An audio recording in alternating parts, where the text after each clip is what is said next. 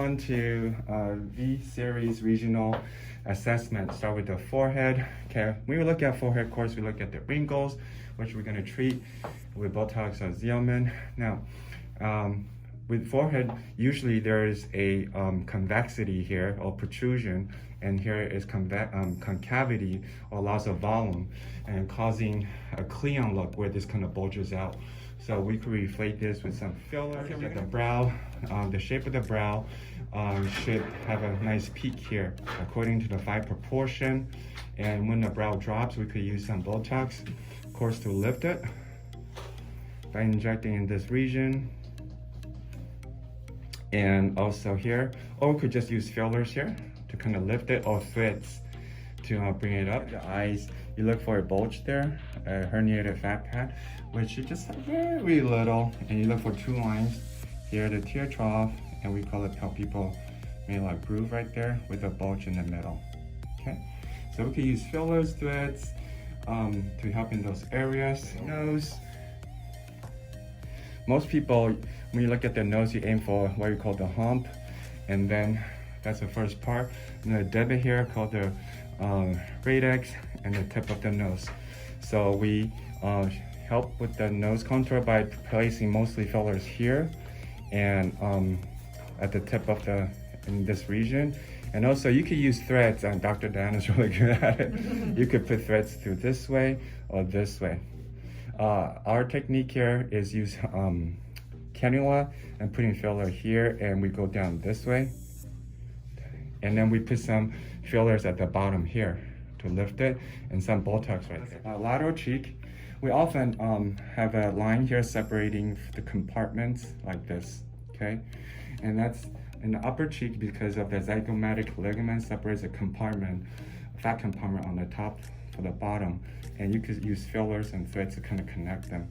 And here in the lower area, you have the mesenteric ligament separating the lower and the upper compartment. Here is the jaw fat compartment, and here is the lateral fat compartment. So I will show that in the photos. So our job is to kind of have the compartments kind of linked together. And then we look at the mid cheek a lot. She is perfectly like projected here.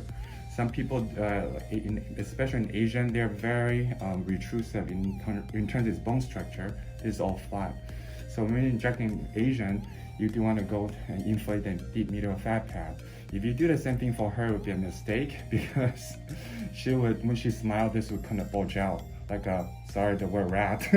So you want to know the cultural difference. You don't want to necessarily reflate this. As you can see, it's very nice and full. Right there. Okay, going for the lip. She has beautiful lips, and signs of aging of the lip are 1, the ergo trait gets long. Number 2, most females, guys usually don't have it, have these crease right there called Knowledge triangle, and the lips thins out, upper and lower, and she has fabulous lips. And the cupid's bow, they could become flat, so there's the filter and flattens out, and it becomes out of proportion in terms of the left and right should be twins. So sometimes we correct it to make sure they're the same.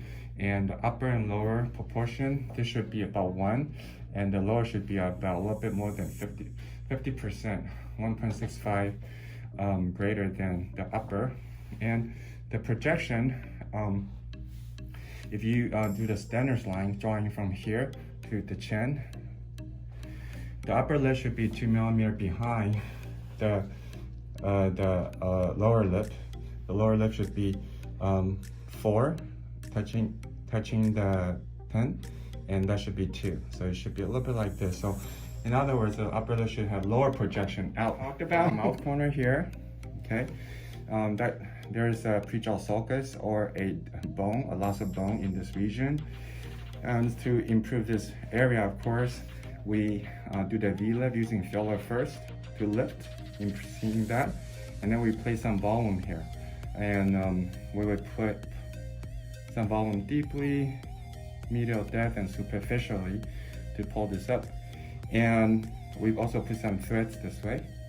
Okay, sometimes I project the chin out this way to see even better result for the mouth. Look at the jawline. She has really good jawline, And a lot of people want their skin tighter and jaw more defined. So we would find the endogonal angle superficially. We insert the needle and then we thread the fillers using King Lab this way and that way, okay, to give you a tight. She does just a little tiny wrinkles in the upper lip, but we're looking at the chin now. You look at number 1 wrinkles. She doesn't have too much orange peel wrinkle chin. Number 2, relax for me. You ask yourself, do you want to project out or do you want to elongate it, or both? So we can use fillers here, and we can inject this way. We can inject perpendicularly in, or inject from superiorly, going down this way, and bring this chin out. She doesn't need any of those I talked about. Okay. For the neck, we do a bunch of stuff. We could do Botox, we could do threads or therapy. We could do comfort blend with fillers here.